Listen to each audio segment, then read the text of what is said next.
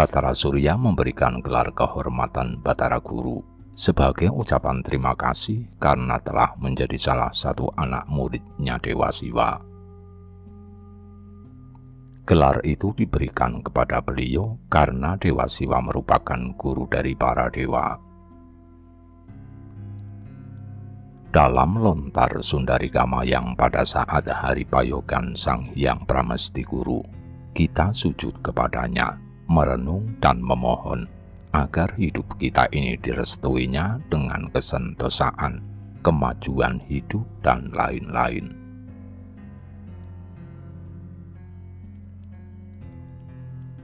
Batara Guru sebagai Sang Hyang Paramawisesa karena semua rasa baik, rasa sakit, rasa sehat, rasa lapar, dan sebagainya adalah beliau sumbernya.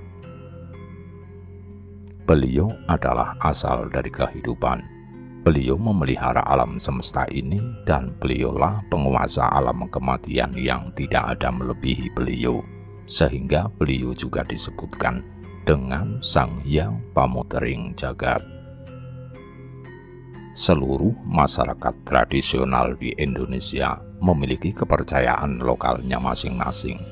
Beberapa di antara kepercayaan tersebut meyakini adanya dewa-dewi yang terpengaruh dari agama Hindu dari India. Sosok yang sangat signifikan dalam mitologi Nusantara adalah Batara Guru. Nama Batara Guru diyakini diambil dari bahasa Sanskerta sebagai Batara yang berarti gelar paling mulia, dan sandangan guru yang biasa diartikan sebagai pengajar.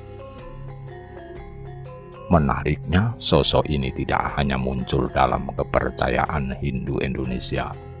Batara Guru disebutkan dalam cerita mitologi masyarakat Batak, Jawa, Bugis, dan Bali. Secara sifat, ketiga kebudayaan yang terpisah menyebutkan sosoknya yang bijak dan menjadi awal kehidupan manusia. Damanik dalam buku Dari Ilahi Menuju Allah menyebutkan Batara Guru sebagai salah satu dari Debatana Tolu atau Dewata Tritunggal. Batara Guru menguasai dunia atas yang disebut sebagai Banua Ginjang, sedangkan dua saudara lainnya menguasai Debata Soripada dan Debata Manggala Bulan. Mereka semua adalah keturunan dari Debata Mulajadi Nabolon yang merupakan Tuhan Yang Maha Esa. Kepada Batara Guru, Mulajadi Nabolon menganugerahinya dengan sifat yang bijaksana, berkuasa atas tatanan kehidupan dan kuasa manusia, serta menentukan takdir dan nasib umat manusia. Batara Guru dalam mitologi Batak pun dicitrakan sebagai hakim yang adil dan penjaga ketertiban. Sepanjang riwayatnya, ia berkedudukan di Banjardolo atau sebuah negeri yang berada di gunung. Digambarkan ia memiliki kuda hitam yang suci. Menurut mitologi Batak, Batara Guru menikahi Dewi Siboro Porti Bulan. Pernikahan itu menghasilkan beberapa keturunan. Salah satunya adalah putri bernama Siboro Deak Parujar. Dalam cerita mitologi Batak, Siboro Deak Parujar menikah dengan si Raja Odap-Odap yang berasal dari dunia bawah atau Banua Tonga. Ketika datang ke dunia atas, ia berwujud seperti kadal yang disebut sebagai Naga Padoha. Dari pernikahan keduanya inilah lahirlah leluhur manusia yang dalam beberapa generasi menjadi si Raja Batak, nenek moyang orang Batak di pedalaman Sumatera Utara. Dalam mitologi Jawa, sosok Batara Guru dalam mitologi Jawa lebih populer karena ceritanya dipentaskan dengan ragam bentuk, seperti wayang. Batara Guru juga muncul dalam cerita Jawa yang lebih modern, seperti pementasan Punokawan, cerita tentang Semar, Gareng, Petro, dan Bagong yang ditayangkan di televisi nasional. Dalam pewayangan, Bathara Guru memiliki rupa dengan mulut yang bergantian, mata lebar, hidung mancung, dan bagian bokongnya yang ditutupi kain megah. Dia juga memiliki mahkota yang memiliki rupa Garuda. Fisiknya memiliki 4 tangan yang sepasang berpangku tangan, dan yang lainnya dapat digerakkan oleh sang dalang. Berbeda dengan mitologi Batak yang hanya menguasai 3 dunia, Bathara Guru dalam mitologi Jawa menguasai 3 dunia, yakni Mayapada, dunia atas para dewa, Madhyapada, dunia tengah tempat manusia, dan Arcapada, dunia bawah atau neraka. Bathara Guru dalam mitologi Jawa identik dengan kepercayaan Hindu sebagai perwujudan atau avatar dari Dewa Siwa. Dalam kepercayaan Hindu, Siwa merupakan salah satu dewa dari Trimurti yang sejajar dengan Brahma dan Wisnu, manifestasi dari Sang Brahman atau Tuhan. Mitologi Jawa menyebutkan asal-usul Bathara Guru memiliki nama lain sebagai Sang Hyang Manikmaya. Dia adalah anak dari Sang Hyang Tunggal yang kawin dengan Dewi Rekatawati. Dari pernikahan itu, selain Bathara Guru, Dewi Rekatawati melahirkan 2 anak laki-laki lainnya, yakni Sang Hyang Antaga atau Togog dan Sang Hyang Ismaya atau Semar. Togog dan Semar diutus untuk menjaga manusia. Keduanya dipimpin oleh Bathara Guru yang terlahir dengan fisik sempurna. Jika dalam kepercayaan Jawa yang dipengaruhi agama Hindu menyebut Bathara Guru adalah perwujudan Siwa, lain halnya ketika penyebaran agama Islam berkembang. Bathara Guru, Dewa Siwa, dan berbagai tokoh mitologi lainnya dihadirkan sebagai manusia. Para wali yang menyebarkan syiar lewat wayang menjadikan Bathara Guru sebagai keturunan Nabi Adam dari anaknya yang bernama Nabi Isis. Dalam mitologi Bugis, nama Bathara Guru muncul dalam mahakarya orang Bugis.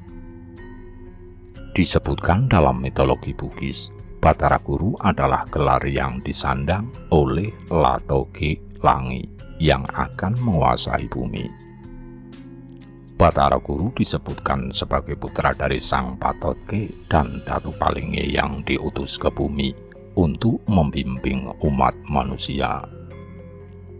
Sebelum dia menjadi penguasa bumi, dia diuji selama 40 hari dan 40 malam. Setelah berhasil, ia diturunkan di Usu yang berada di Luwu Timur, tepatnya di Teluk Bone.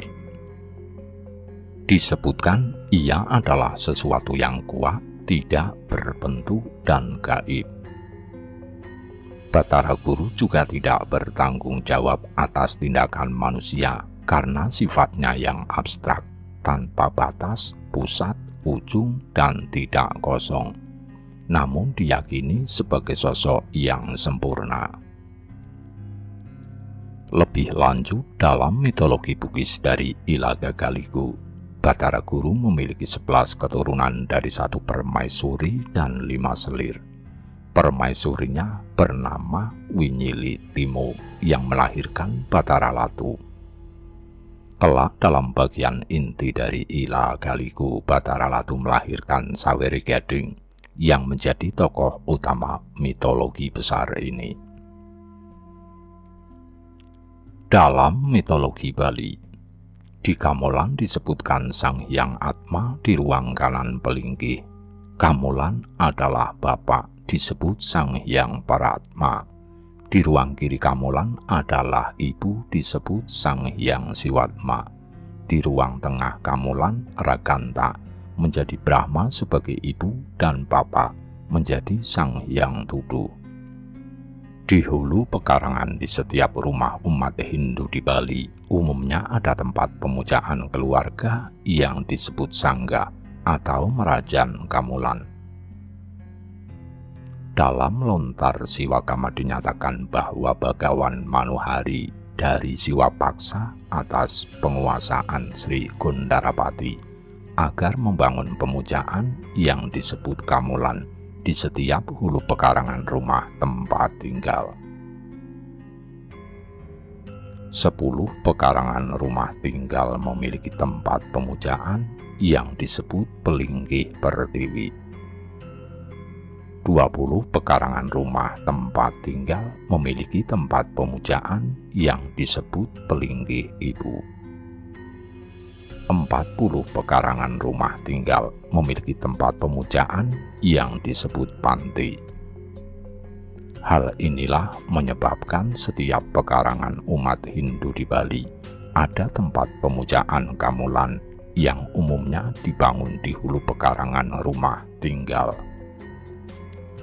Karena Atman sebagai salah satu guru yang dinyatakan dalam Vanaparva itulah nampaknya menjadi dasar pendirian gamulan sebagai tempat memuja Dewa Pitara sebagai Batara yang guru.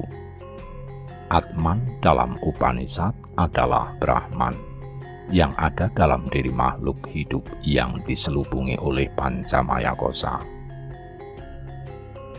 Untuk menjadikan Atman itu guru adalah melalui proses upacara ngaben.